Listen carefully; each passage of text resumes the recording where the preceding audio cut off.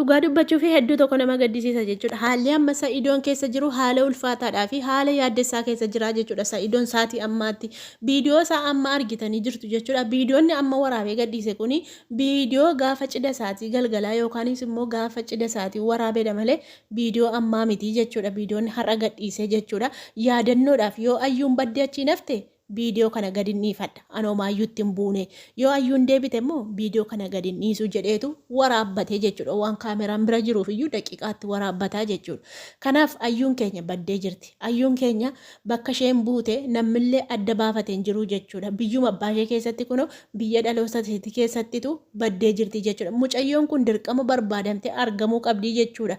Saidoon amma kan zim jedhee ta'aa jiruu fi waan dubbatuu fi waan haasa'u wallaale jedhani bar mana keessatti mucaan ashagamee ta'aa jira bar baqa jalaa bade bar abjuutti ta'e bar ijool kisaaraa keessa gale bar Saidoo waa hedduutti adda ba'e ilaali mucaa kana ittiin buune jedhe bar uffata irraa baasee beelloon irraa baase jettee beelloo irraa baasee uffata halkanii qayyaradha jettee ani fincaannatti yookaan immoo dhiqachuu dadhi jedhee tani zim jedhe. Ani uffata qayyaradhe gaafa nacha galagalee sireerra ba'ee mucayyoon hin jirtodhe. Na waamedhe hin jirtodhe. Na dhokatteedhe tan piraankiin gooteedhe mana keessa barbaade na bedhe laal. Wayyoo anaa nyaatu kaadhooke. Amma maaltu mudatee baderee Saidoonis on beeku baramma. Saidoonis waan ishee mudatee bade gati wallaale barijoo. Maalooyi maaltu ishee mudatee nan bade maalumatu ishee nyaatee. Maaltu ishee balleesse akkamitti taa'uu dandeenya ree nuti mee akkamuma taana mee akkamumatti teenya mii maaluma goona. Nambadee tarii durbummaa sanatuun qabdu qaanfattee inni horii amma kana baase silammoo goyoomsitee nan qaba jettee dhegaalaa inni nan qaba jettee jennaan hin tole jedheedhe amma gaa mucayyoon tas harkaaloote kamaa mucayyoon barattuudha joorra laalama harkaalooti bara si'anaa ammoo nama harkan teessu tasa nama harkaa milixxiyooti mucayyoon kun barattuudha mana barumsaa isaatti harkaa milixxee. Amma Saidootti himuu sodaatte kan waan jaallattuu fi amma ka ergii cidaaf geessee sodaatte milixxe natti fakkaata. Maal isaanii immoo yommuu mucayyoon immoo durba fakkaatti yooti ijoollee ija seerraa taliilaa ija seerraa beekamaa akka isheen durba taate sana immoo reefuu armii qomattii ba'aa jira. Daa'ima kichuu achi oola deemaa jirtuudha joo. Mee akkamittiin egaa reefuu achi oola deemaa jirti bari joo hojjaa dheerate malee mucaan reefuu lafaa ol ba'aa jirti silumatu. Sammuu cimina kana qabdiin malee maal ijoo garamitti murteessina ree nan badee Saidoon koos joon jedhee Ayyuun eessuma jirtire maal goona sila bultii namaa diiddee sila bultii namaa akka gootee jettaniitu haasoftu namatti murteessinaa maalii namni jaallataa namatti murteessinaa ittiin murteessinaa mucaan daa'imadha mucaan silmoo birrii barbaaddi isiniin jedheera baran an durumaa ka'een dubbadha bar Ayyuuni Saidoo jaallatte sun taane birrii isaa jaallatte qabeenya qaba mitiire sooressa mitiire. Kanaaf kaajoo maal ijoollee sabbaa keenyaa dhannee barbaanna ree nan badee nutoonuma salphannee jiraatti hin jirru mee akkamatti zim jennee teenya wabiini sila maal jedhe viidiyoo isaa keessatti wabiini Ayyuun gaafa badee jira jettee natti himtee jedhe amma Saidoon maal jedhe wabii sanallee shakkee jira jechuudha wabiin suni dafee achi baafachuu malee formaata tokkoon qabu. Qaxiisi kutu wabii dhugaa Rabbii wati amma Saidoon aaree jira. Indee qabeenya amma kana baasee sila ammoo sidhiisaa. Dafaa fidaa Saidoon niisi mormu hundi wabiitti hin bu'in garuu laa. Kan inni immoo wabiitti hin bu'in inni keessaan qabu inni fayyaa mashee sii kenne kunoo Rabbisi jalaa baasee jechuudha. Ani cubbu sumayyaanis si abaarti sumayyaan bar isaas irraa viidiyoodhaan teessee haasoftu miti bar sumayyaan hin boossi bar keessaan sagaleen qabaa fi hin boossi sirriin jirtu jechuudha. Keessaan sagalee qaqqabee fi nan gaggaafadha yeroo tokko asirra immoo sagalee see fide namatti iyyitu malee sirriin jirtu bakka tuqamtee jirti. Ani hin beeku ani isheetu waatti godhee tarii waatti gootee olii gabburjaachisite natti fakkaata.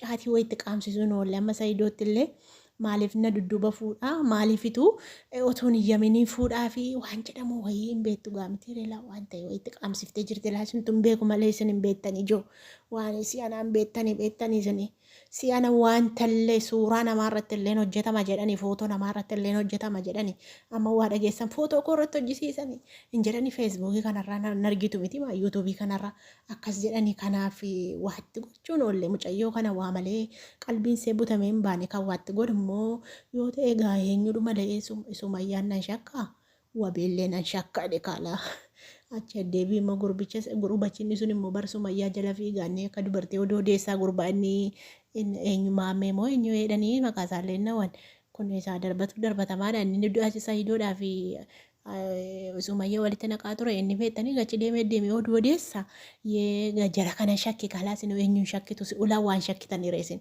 namni akkamittiinitu miimooriin akkamitti bada joola. Miimooriin hin badilaan, oolaan hin badilaan, lukkuun hin badilaan, deebii immoo ayyuun hin badilaan, waatu jira waatti qaamsisanii footoo irratti waa godhanii isin hin beektanii joo waa jira waa malee miti. Inan shakke yaa wabii kiyya biyyeensi nyaate Seidoon siidha dafii miliqi dhugaa Rabbii.